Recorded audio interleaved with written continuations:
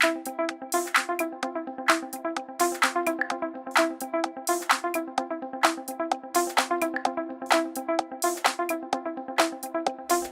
this is Joel Beachey, current FIT from Mayo Clinic Rochester. I'm here at the 2018 ACC Legislative Conference in Washington, D.C., and I'm joined by Dr. Marvin Konstam.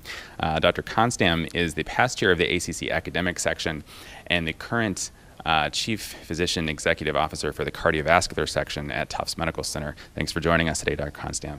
It's my pleasure, Joel. Thanks for having me. So here at the ACC Legislative Conference, there are several important issues that we're bringing to Capitol Hill, and one of those issues is easing some of the administrative burden on physicians. And one of the areas that's really been impactful on patient care is with access to drugs and medications, access to important medications. And there's some barriers to that with some of the current prior authorization methods in place. Could you tell us a little bit more about that? Sure thing, and I really appreciate you having me and asking me about that question, because I care a lot about it, and I think we all should.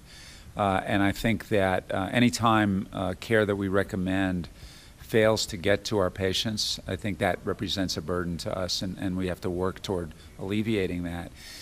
In the case of drug availability, there are many obstacles, including the lack of transparency in the contractual relationships going from the pharmaceutical company to the insurance company to the pharmacy benefit plan to the pharmacist, and finally getting to the patient.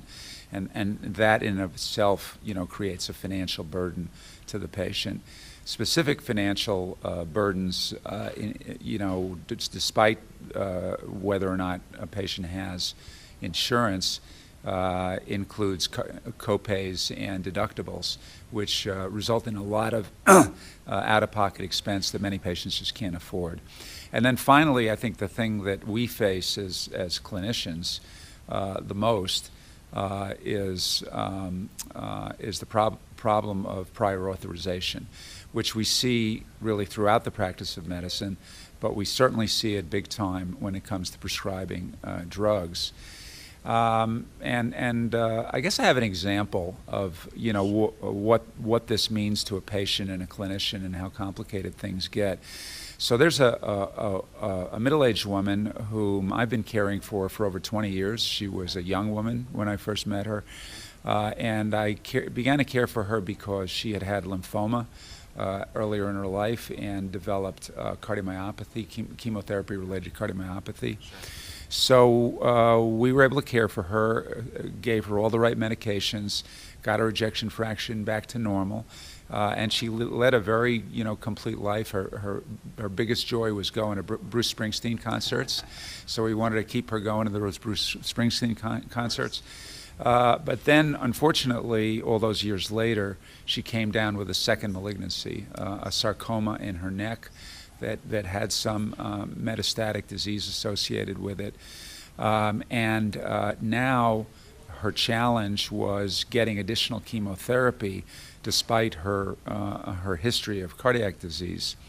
When I saw her, at the same time the oncologist was seeing her, I found her to not have any real overt heart failure, but she had a persistent tachycardia in the 90s despite being on adequate target doses of beta blockers.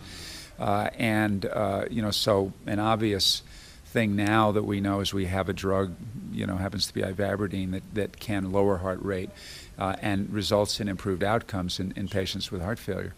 And I had the secondary thought that her ejection fraction was a little low, that by getting her heart rate a little bit lower, her EF might rise and make her a better candidate to receive chemotherapy.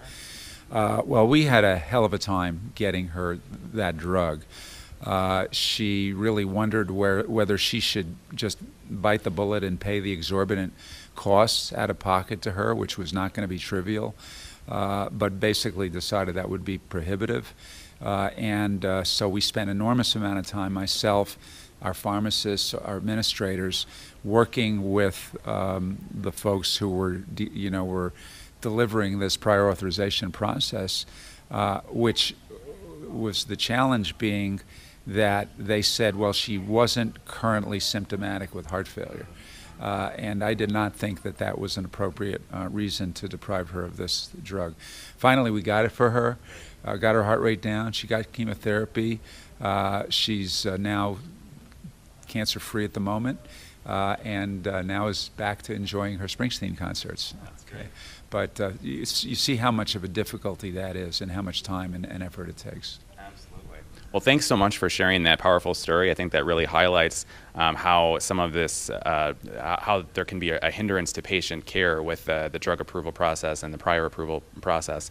So thank you so much for sharing that story with us. We really appreciate you taking the time to come talk with us today. Thanks very much for having me. Of course.